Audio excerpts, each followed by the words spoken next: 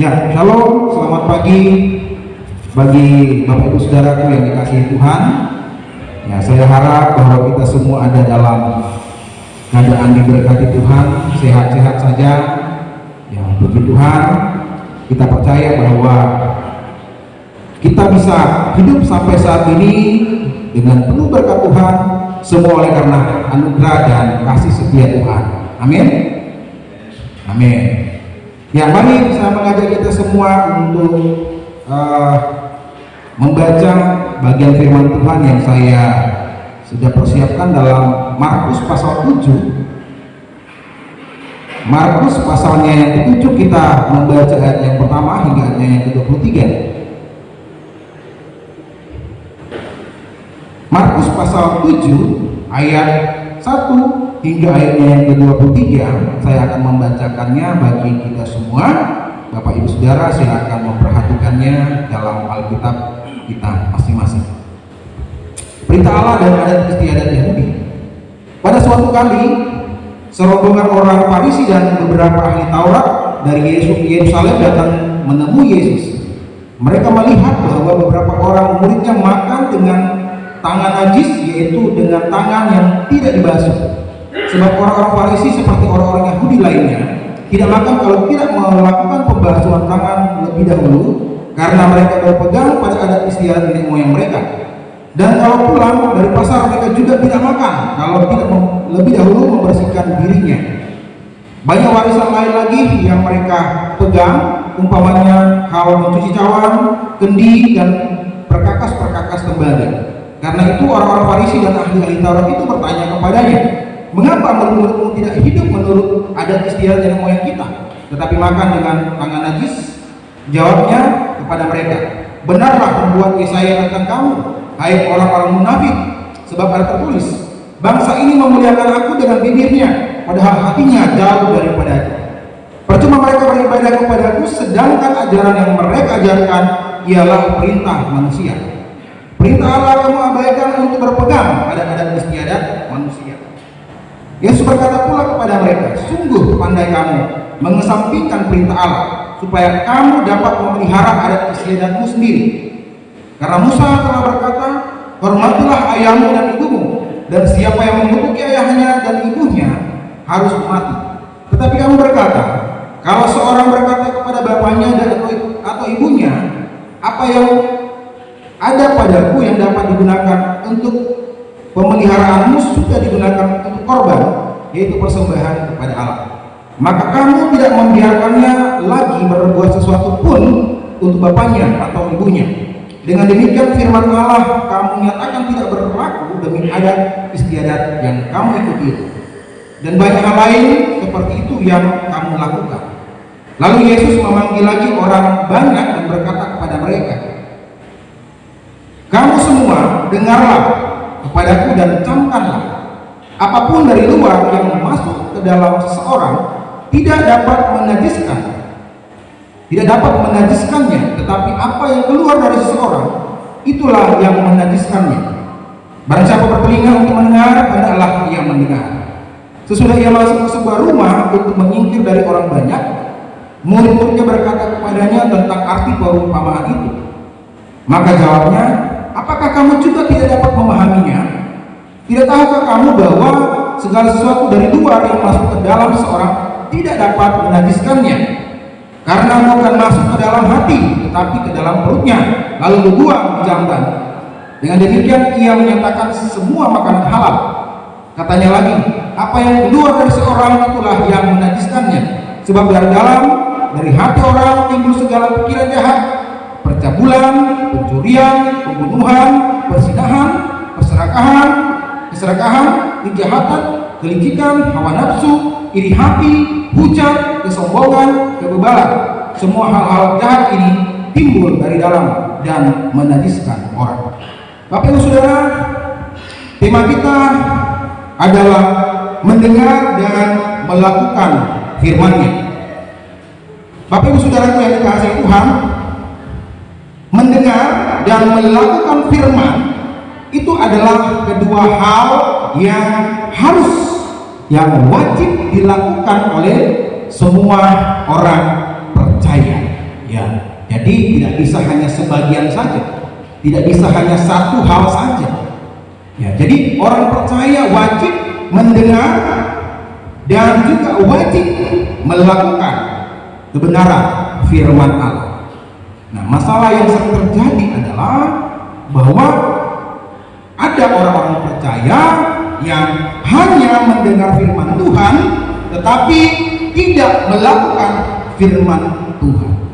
Nah, saudaraku, masalah serupa itu terjadi juga dalam kehidupan keagamaan bangsa Israel. Jadi saudaraku, bangsa Israel hidup dalam yang menurut para ahli menggunakan istilah legalisme agama. Hidup dalam legalisme agama. Saudara, kehidupan keagamaan orang Israel pada masa itu mereka tidak berpusat kepada atau tidak bermuara kepada pribadi Allah, namun hanya kepada ritual keagamaan mereka. Ya, mereka hanya hebat, mereka pandai beribadah, mempersembahkan korban, memelihara hari-hari penting, hari-hari khusus. Tetapi hati mereka tidak mengasihi Tuhan. Hati mereka tidak tertuju kepada Tuhan. Bahkan kehidupan moralitas mereka pada masa itu rusak. Saudaraku, sehingga Yesaya berkata kepada orang Israel dalam Yesaya pasal 58 ayat 4, sesungguhnya kamu berpuasa sambil berbangga dan berkelahi, serta memukul dengan tinju dengan tidak semena-mena. Dengan caramu berpuasa seperti sekarang ini, suaramu tidak akan didengar di tempat tinggi. Rajin berpuasa, hebat mereka berpuasa, ya, menjaga tetap tekun mereka berpuasa. Tapi sambil berpuasa mereka juga sambil bertinju, ya, sambil berpuasa sambil berkelahi. Demikian juga Hosea dalam kitab Hosea pasal 6 ayatnya yang ke-6 juga berkata, sebab aku menyukai kasih setia dan bukan korban sembelihan, dan menyukai pengenalan akan Allah lebih daripada korban-korban bakaran. Nah, setiap hari Sabat mereka mempersembahkan korban kepada Tuhan. Setiap ada perayaan-perayaan khusus mereka mempersembahkan korban kepada Tuhan. Tetapi hati mereka tidak tertuju kepada Allah. Kasih setia kepada Allah tidak ada kepada orang-orang ini. Nah, saudaraku yang dikasihi Tuhan, bangsa Israel dengan tekun dan setia melaksanakan ritual ibadah mereka yang mempersembahkan korban, apalagi tadi berpuasa, memelihara hari-hari khusus, ya, Paskah, hari raya potong daun, dan lain sebagainya. Mereka dengan tekun memelihara hal-hal itu, namun dalam waktu yang sama moralitas mereka hancur. Ya, sepertinya ibadah yang mereka lakukan itu tidak memberi faedah, tidak teraplikasi dalam kehidupan moral mereka. Nah, saudaraku yang dikasihi Tuhan, ini juga di zaman gereja, bahkan di zaman kita saat ini ada kesalahan-kesalahan yang seperti ini, ya, yang disebut sebagai legalisme agama. Ya, hanya berpusat kepada ritual ibadah, ya, tetapi tujuan ibadah yang sesungguhnya yaitu Kristus, yaitu Allah, dan juga mengasihi manusia, penerapan firman tidak ada. Inilah yang disebut legalisme agama. Nah, saudara, dalam bacaan kita juga, ya, legalisme agama pun dapat kita temui dalam kehidupan orang-orang Farisi dan ahli-ahli Taurat. Mereka adalah orang-orang yang fasih dalam hukum Taurat.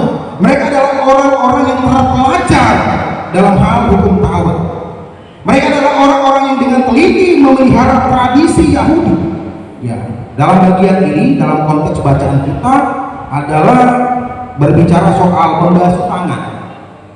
Ya, membasuh tangan. Jadi orang-orang Farisi dan ahli Taurat memprotes Yesus bahwa kenapa murid-muridmu tidak mencuci tangan waktu makan?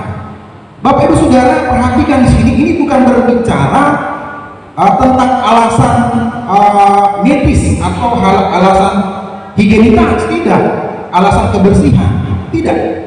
Tetapi ini berbicara soal alasan agama. Ya. Jadi najis di sini itu berbicara soal kotor secara rohani.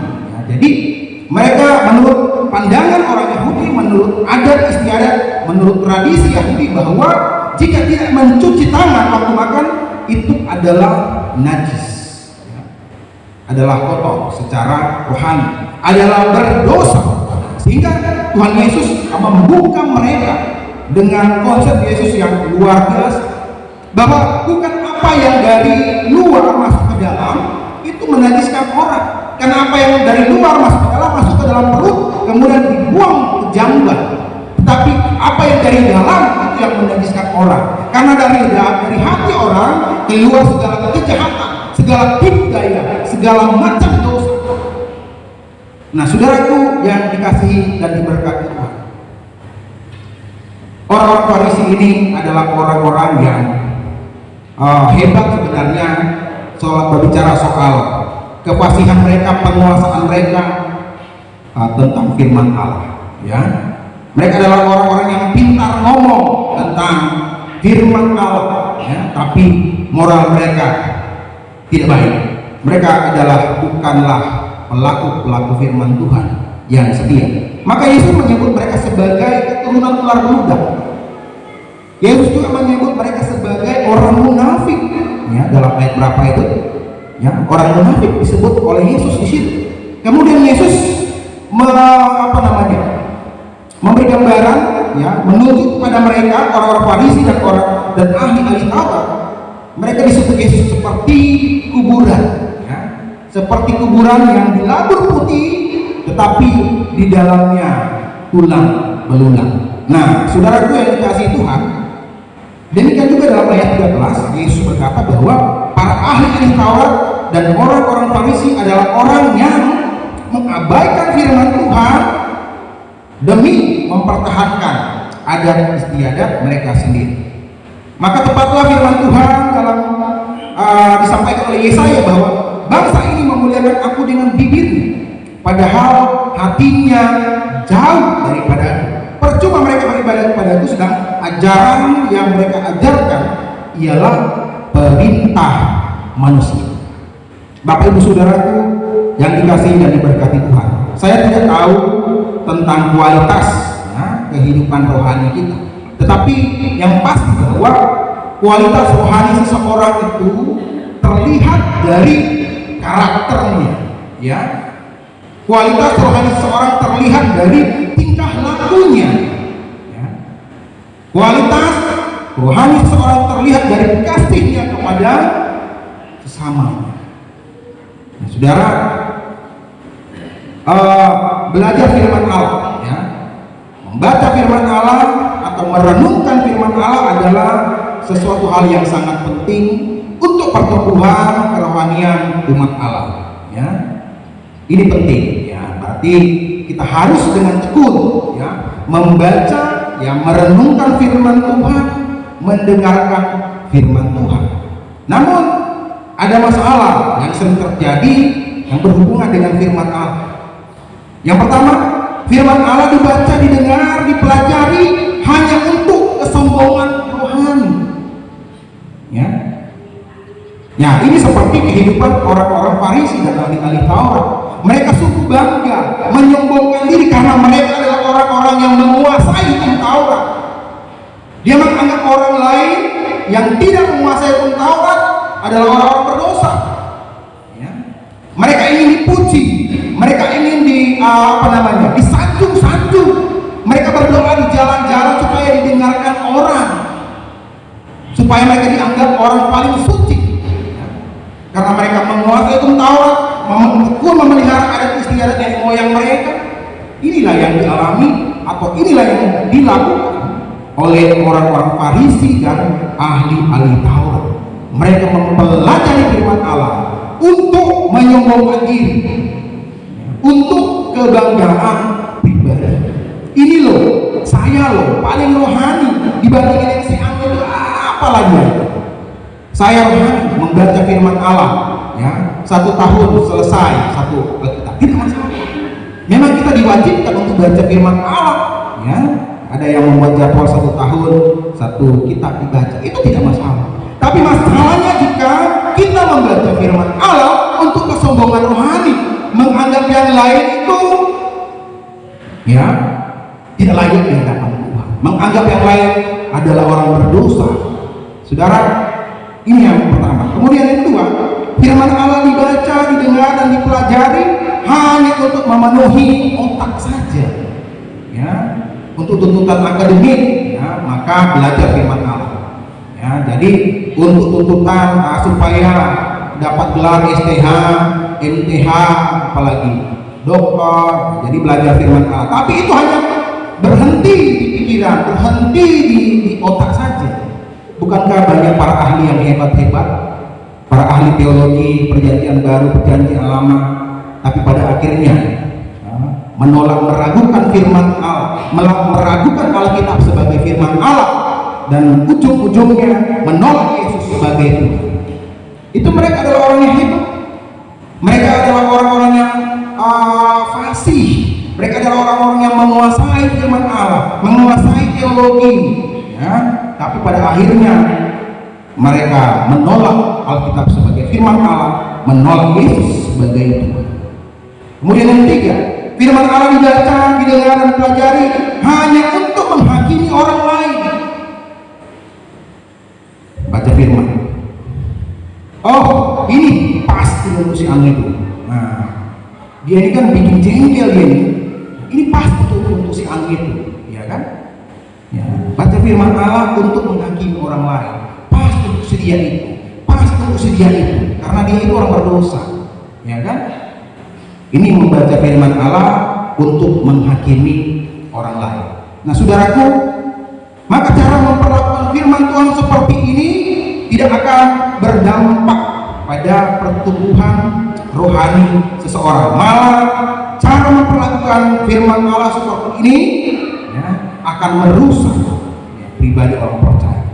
Nah, dalam 2 Timotius pasal 3 ayat 16 mengatakan bahwa segala tulisan yang diilhamkan Allah memang bermanfaat untuk mengajar, untuk menyatakan kesalahan, untuk memperbaiki kelakuan, dan untuk mendidik orang dalam kebenaran.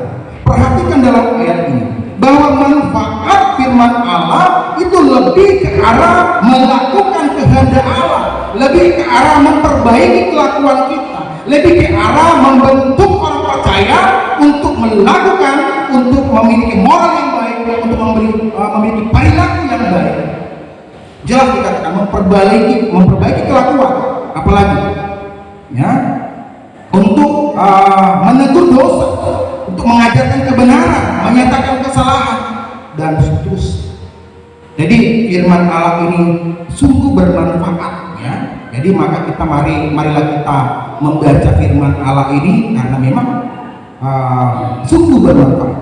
Bapak Ibu Saudara, Tuhan mewahyukan firman-Nya dalam Alkitab ini supaya manusia dapat mengenal Allah, mengasihi Allah, dan memuliakannya. Dan selanjutnya supaya kehidupan manusia yang telah rusak ini diubah. Jadi Tuhan memberikan, mewahyukan firman-Nya bukan supaya untuk kesombongan rohani, bukan supaya hanya dipelajari untuk stop pada logika kita, pada pikiran kita, atau untuk menghakimi orang. Tapi firman Tuhan itu diberikan kepada kita, diwahyukan kepada kita, supaya kita mengenal Allah, supaya kita semakin mengasihi Dia dan memuliakan Dia, dan supaya kita semakin diubahkan Tuhan. Maka ketika kita membaca firman Tuhan, Tuhan, apa yang Engkau kehendaki aku lakukan? Apa yang masih ada di dalam diriku yang perlu diubahkan oleh firman Tuhan? Itu cara membaca firman Allah, ya. Siapapun dia, hamba Tuhan pun dia, dalam mempersiapkan firman Tuhan, tetap harus pertama-tama Tuhan, apa yang harus aku lakukan? Apa yang aku harus ubah dari kehidupanku? Jangan sampai kita mengkorbankannya di mimbar, tetapi kita tidak melakukannya. Bulan kata terjemahan bulat. Nah, ini teguran keras bagi kita. Nah, saudaraku yang dikasihi Tuhan, Yakobus berkata dalam Yakobus pasal 1 ayat 22 dalam Tuhan pembimbing kita, tetapi hendaklah kamu menjadi pelaku firman dan bukan hanya pendengar saja, sebab jika tidak demikian kamu menipu diri sendiri. Ya. Penipu ulung adalah orang yang bisa menipu dirinya sendiri, bukan? Ya, jadi itu penipu ulung namanya. Ya, penipu yang tidak bisa dilawan adalah orang yang menipu dirinya sendiri. Kok bisa dirinya sendiri ditipu? Tapi itulah yang dikatakan oleh firman Tuhan. Jika kita tidak melakukan firman Tuhan, kita hanya menjadi pendengar saja, tetapi kita tidak menjadi pelaku firman Tuhan, maka kita adalah penipu diri kita sendiri. Maka harapan kita bahwa melalui firman Allah ini, kita jemaat Tuhan menjadi jemaat yang rajin membaca firman Allah. Harus, ya, harus membaca firman Allah, harus mendengarkan, ya, dengan tekun, membaca, belajar, dan mendengarkan firman Tuhan. Nah, sekarang firman Tuhan sangat gampang ditemui. Di rumah ada, di HP ada, ya, di media-media sosial ada, ya, di YouTube ada, ya, di YouTube saya juga ada. Kalau saya mau nonton silakan, tapi jangan lupa di subscribe, ya. Jadi firman Tuhan sangat mudah ditemui, ya, di Alkitab, ya, di media sosial. Oleh karena itu harapan kita bahwa kita menjadi orang-orang yang tekun, ya, karena menurut dalam 2 Timotius tadi bahwa firman Allah itu bermanfaat, sungguh bermanfaat. Ya, Rasul Paulus mengatakan bahwa dalam Roma pasal 1 ayat 16 bahwa Injil itu adalah kekuatan Allah yang dapat menyelamatkan pertama-tama orang Yahudi, kemudian juga orang Yunani. Injil itu adalah kekuatan Allah. Firman Allah sungguh bermanfaat. Firman Allah memiliki kekuatan. Oleh karena itu,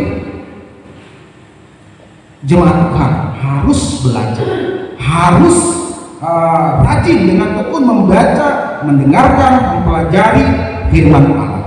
Tetapi ingat bahwa firman Allah bukan dipelajari untuk menyombongkan diri. Firman Allah dipelajari bukan untuk memenuhi otak, atau firman Allah dipelajari bukan untuk menghakimi orang lain, tetapi untuk membentuk diri kita sendiri supaya kita lebih mengenal Allah, ya, supaya hidup kita diubahkan oleh Tuhan, ya. Dengan kehidupan kita diubahkan Tuhan, kita akan memberkati. Tidak perlu khotbah-khotbah segala macam hanya dengan perilaku kita sesuai dengan firman Allah, maka orang akan diberkati. Maka firman Tuhan, ya, wahyu diberikan oleh Allah untuk apa? Untuk kita, ya. Bacalah supaya kita semakin mengenal Allah, supaya kita semakin mengasihi Allah, supaya kita semakin memuji Allah, dan supaya hidup kita semakin diperbaharui oleh Tuhan. Biarlah melalui firman Tuhan ini kita menjadi pembaca firman Allah dengan tekun, belajar firman Allah dengan tekun, dan kita menjadi orang-orang yang melakukan firman Allah. Saudara, saya katakan tadi bahwa kehidupan rohani seseorang itu tidak dinilai dari bagaimana dia di gereja, ya. Ya mungkin di gereja dia sungguh-sungguh kelihatan rohani, ya, membaca firman Tuhan dan seterusnya. Ya, tetapi yang penting adalah bahwa kehidupan rohani seseorang kualitasnya itu akan terlihat ketika kehidupan setiap hari menjadi berkat, perilakunya, moralitasnya, tingkah lakunya itu baik dan itu sangat memberkati banyak orang. Biarlah firman Tuhan di pagi ini memberkati kita semua sehingga kita menjadi pelaku firman Tuhan, bukan hanya pendengar saja.